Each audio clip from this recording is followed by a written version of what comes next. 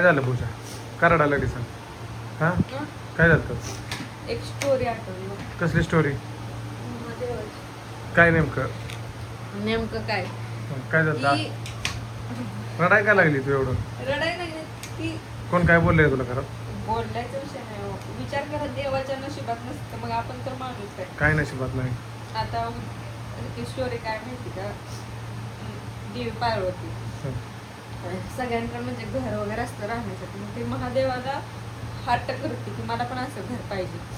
तर महादेव तुला म्हणतात की तुझ्या नशिबात नाही आहे, तुझ्या नशिबात घर नाही ती तरी ऐकत नाही. देवी म्हणते मला पाहिजे मग महादेव तिच्या खातर ती घर बांधून देते. आणि तेव्हा जर सगळ्यात मोठा ब्राह्मण पूजा करायसाठी म्हणजे वास्तुशांतीची वगैरे पूजा करतात ना ते सर्वात मोठा ब्राह्मण होतं ती रावण होता. रावण त्याच्या इथे जातो पूजा ती करतो पण ती सोन्याचं महल त्याला एवढं आवडतो की ती त्या म्हणजे पूजा केल्याबद्दल जी दक्षिणा असते ना त्या दक्षिणेत ती काय मागतो ती घर मागतो. मग महादेव तिला काय म्हणते की मी म्हणलं होतो की तुझ्या नशिबात घर नाही असं माझं झालं.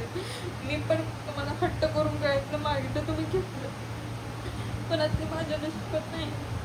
कोण म्हणलं नाही तुझ्या नशिबात केलं ना चोरीला चोरीला गेल्या जाणार तुला सांग का तुला द्यायचं माझ्याकडे लागले ती दिलं माझी पासन तुला घेऊन ते हा तीच पाहिजे ना तुला. असं समज मी माझ्या अडचणीसाठी मी घाण ठेवल्या हा तसं समज असतो तसं समज असं असतं तर त्या सगळं सोनं मोडलंय आता आपण तेवढं ती पण मोडलंय असं समज की पण मी हट्टानं मागितलं होतं तुम्हाला की तुम्ही माझा हट्ट पूर्ण केला पण एवढं नव्हतं की ते माझ्या नशिबात नव्हतं ना. अगं पण एवढ्या गोष्टींवरनं तू कशाला रडून हे करते का स्वतःला त्रास होतोय. रडले नाही पण ती चोरणाऱ्याचं कधी चांगलं होत नसतं माहित आहे ना. मला सांगू का ती स्टोरी आठवली हो. विचार करा देवाच्या नशिबात पण काय काय गोष्टी नाही मग आपण तर माणूस आहे आपल्या जी नशिबात नाही त्याच्यासाठी आपण तर काय हट्ट करायचं जसं आहे तसं राहायचं. पण पार्वती मातानं महादेवांकडं हट्ट केला तिला त्यांना घर बांधून दिलं का नाही. मग तुम्ही पण फक्त- मला गळ्यातलं करून दिलं ना. हा दिलं मग मी तुला अजून करून देऊ शकतो ना. मी नशिबात हो आपण आता सध्या आपली परिस्थिती एवढी नाही की मी तुला मी लगेच करून देईल. पण ते आठवलं डोळ्यात पाणी आलं की मला पण विचार- वाईट वाटतं तुझ्या गळ्यातलं बघून. आता तुझ्या गळ्यात काय आधी तू सोन्याचं घालत होती आता तू साधं घालती या.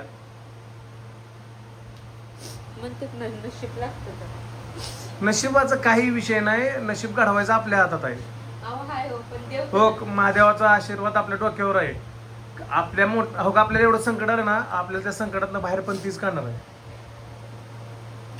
पण तुम्हाला सांगू का तुम्ही मला लाख घ्यायचं आता नाही परत घ्यायचं वर्षाने घ्यायचं 6 महिन्याने घ्यायचं पण जी माझ्याकडचं केलंय ती मी विसरू शकते का. तुम्ही मस्त म्हणता विसर अगं मी जाऊ मोडलंय ती पूजा नाही हो कसं काय पण बोलू नका मला खरंच माहिती. मोडलंय. तुम्ही मला विचारल्याशिवाय कुठलीच गोष्ट करत नाही मला माहिती आणि मी तुम्हाला कुठच्या गोष्टीला नाही म्हणत नाही पण तुम्हाला माहिती तुम्ही कुठली तरी गोष्ट करायची असली तर तुम्हाला विचार केली असते कारण की मी तुम्हाला कधीच नाही म्हणते. स्वतःला त्रास करून घेऊन माघार येणार आहे ती. माघार नाही येणार हो, पण वाईट वाटतं. वाईट वाटून घेऊ नको तू. मी स्वतःला त्रास करून घेऊ नको म्हणून तुला मी सांगतोय की ग. राहून आठवतो ते फोटो आता फोटो बघितले हो तेव्हा अजूनही गोष्ट. कसं आहे आपण कष्ट करून घेतलेल्या चोऱ्या माऱ्या करून घेतलेलं नाही. तुला मी काय सांगतोय असं समज आपण कोणाचं तर देणं दिलंय हा समजायसाठी ते दिलं असं तर समज जातं ना. विचार मान्य मी तोपर्यंत माझ्या मनाला सावरते की बाबा असं समजूया तसं समजूया पण विचार येतो ना. माणसाच्या मनात विचार आल्याशिवाय राहतो का. सकाळ कधीपासून रडत तू तुम्ही गावात गेल्यापासून कसं काय अचानकच फोटो बघितला आणि ती स्टोरी पण आठवली. स्टोरी कुठली कधी बघितली स्टोरी एक बघितली नव्हती मग मला सांगितली होती कोणी कोणी सांगितली होती लक्षात नाही आता कोणी सांगितले पण सांगितली बघितली. मी स्टोरी पहिल्यांदाच ऐकलेली सर्च करा युट्यूबला हाय का. असं की सगळ्या देवाचं असते म्हणल्यावर असतं. मी करू का आवाज कॉपीराईट परत नका युट्यूबला. त्याच्यावर तर तुम्हाला आपलं पोट सांगू का? भरायला पोट चालू आहे आता. आणि दवाखाना आयचं अजून आहे एक सगळ्या गोष्ट याच्यावर चालू सांगते. आहे.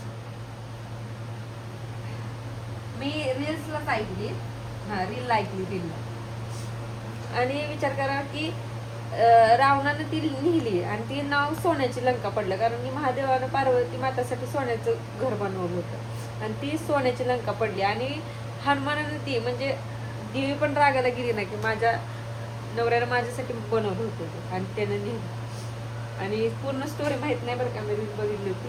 आणि त्या रीलमध्ये असं सांगितलं की हनुमानाच्या शेपटीमध्ये देवीचा वास होता. हनुमान कोणाचा अवतार आहे? महादेवाचा. आणि त्याच्या शिफ्टीनं ती सोन्याची लंका जाळली. रील बघितली, आलं लक्षात आलं कुठं ऐकलं. त्या गोष्टी आठवून तो रडायला लागली. आठवलं वय काही की कसं असतं माहितीये, तुम्हाला सगळे मला म्हणतात की जाऊ दे, असं समज इकडे गेले तिकडे गेले, दवाखान्याला एवढा मोठा खर्च केला, दवाखान्याला गेले समज, पण मी जी दिलंय जी केलंय ती समजू शकते ना. जी वस्तू गेलीच नाही त्या वस्तूला मी कसं समजू की ती गेली? कुठे गेली नाही दवाखान्याला ती.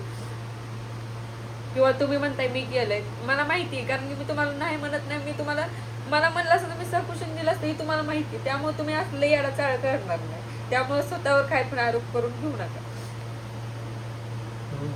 पण तुला त्रास करून गेली तू त्या गोष्टीसाठी, मग काय करू? आठवलं, आता आठवल्यावर रडू येणार, वाईट वाटणार. कष्टच आहे ते, हानामचं नाही किंवा चोरू करून आणलेलं नाही. माहिती आहे ना, दिवस आपण बाहेर जातो, विचार पाचार करत नाही. पोरं आपली उपाशी येते का घरी, काय येते, एकदा बाहेर शूटला गेलं का गेलं, काय कामासाठी गेलं का गेलं. तुला सांग का, एकतर आपल्यावर वाईट काळ आहे, संकट आहे आपल्यावर मोठं, माहिती ना आपण किती अडचणीत आहे. आणि आता जर तू रडून स्वतःला काहीतरी त्रास झाला तर मग नाही. ती पण मी करत बसू का? काय करू? नाही रडल्यावर माझ्या काय काय मनात करत बसू? मनात दुःख राहतं ना. मग रडू नको, जाऊ दे. आपल्या नशिबात असेल तर भेटेल आपल्याला माघारी तीच वस्तू. जे चोरीला गेली कोण मेला असेल तर ते आणून तर टाकेल. 1 महिना होत आलाय आता चोरीला वस्तू.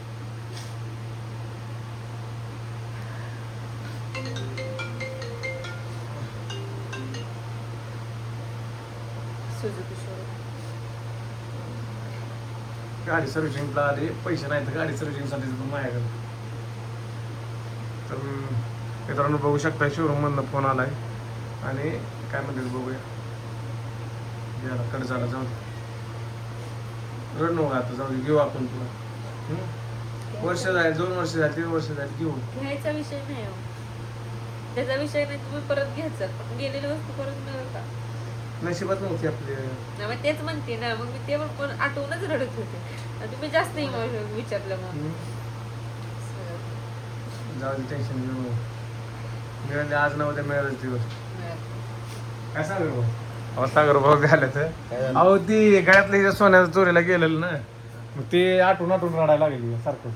मग मी म्हणलं आता शांत बस, म्हणलं तर ऐकत पण नाही.